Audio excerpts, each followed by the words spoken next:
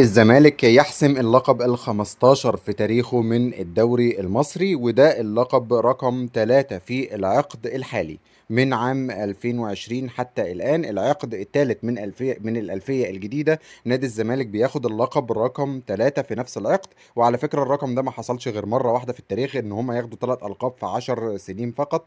وده كان حصل طبعا في أول 10 سنين من الألفية الجديدة، من 2000 ل 2010. الثلاث مواسم طبعا اللي خدهم نادي الزمالك في خلال 4 سنين فقط، لما خد البطوله سنه 2001 و2003 و2004. ولكن الزمالك حصد الدوري المصري بعد غياب 4 سنين من اخر مره كان خده عام 21 22.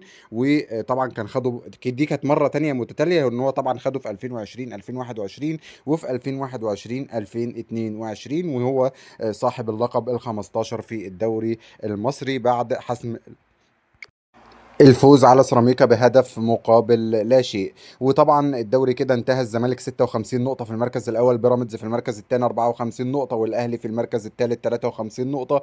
وبالرغم من الانتصار لكن الأهلي سيشارك حاليا ونظريا في الكونفدرالية في العام الجديد. والحقيقة يعني الفريق النادي الأهلي يعني ولاعيبته يستاهلوا كل شر بشهادة جمهور الأهلي أنفسهم.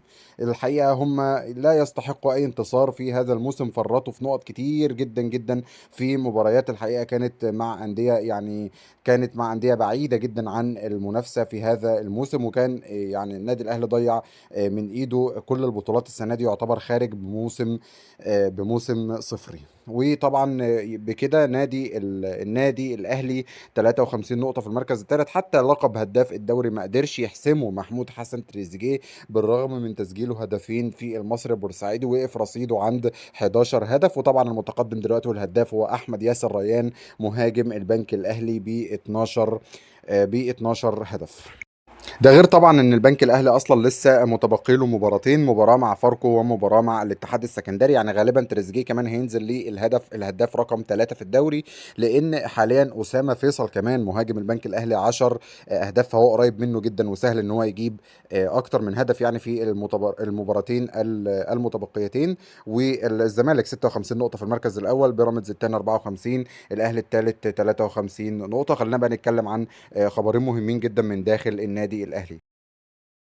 على الهادي كده كابتن سيد عبد الحفيظ، يعني قبل مباراة المصري البورسعيدي بحوالي 5 أيام كان عمل جلسات فردية مع كل من حسين الشحات وأحمد نبيل كوكا وكمان مصطفى شوبير، عشان يشوف اللعيبة دي عايزة إيه عشان تجدد عقودها، وهتجدد عقودها قد إيه، والمستوى المادي اللي هم كمان عايزين يوصلوا له. خصوصا إن ال3 لعيبة تقدم لهم عروض احتراف خارجية، سواء من الدوري الليبي لحسين الشحات، أو العروض الأوروبية اللي اتقدمت لأحمد نبيل كوكا، والعروض الشفهية كمان اللي اتقدمت ليه مصطفى شوبير. فقعد مع كل واحد فيهم في جلسة فردية، والأمور واضح إن هي دلوقتي ماشية بهدوء. وغالبا بنسبة كبيرة إن شاء الله ال3 لعيبة هيكونوا مستمرين مع النادي الأهلي في الموسم القادم.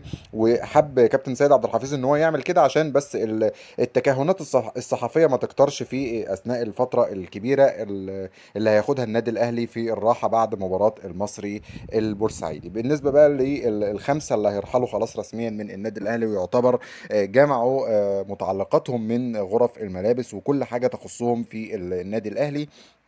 اولهم طبعا المدير الفني الدنماركي يستروب.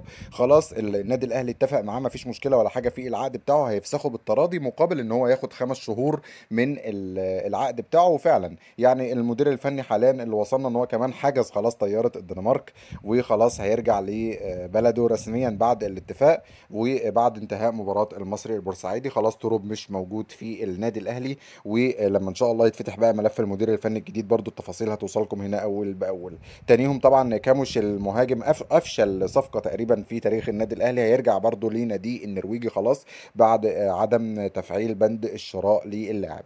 وتالتهم اليو ديانج خلاص رسميا يعتبر حاليا في نادي فالنسيا الاسباني. وهو كمان هيرحل خلاص بعد انتهاء عقده. طبعا ده ما فيش مشكله خالص في عقده، لان كده كده عقده اصلا هينتهي يونيو القادم رسميا مع النادي الاهلي، فيعتبر اللاعب رحل مجانا من النادي الاهلي. وطبعا في اتنين لعيبه كمان برضو ما تمش تفعيل بند الشراء بتاعهم، سواء احمد رمضان بيكام ومروان عثمان. خلاص، رغم ان كان في كلام في الفتره الاخيره عن احمد بيكام ان هو هيجدد العقد وهيفعل بند الشراء بعد الاداء الطيب اللي قدمه في مباراه القمه، لكن حتى الان ده ما حصلش. واحمد رمضان ومروان عثمان هيرجعوا رسميا لسيراميكا كيلوباترا في الموسم القادم. واي جديد ان شاء الله هيتم اخباركم بيه على قناة اخبار المستديرة. فما تنساش لايك للفيديو واشتراك في القناة عشان مواعيد مباريات كأس العالم توصلك اول باول.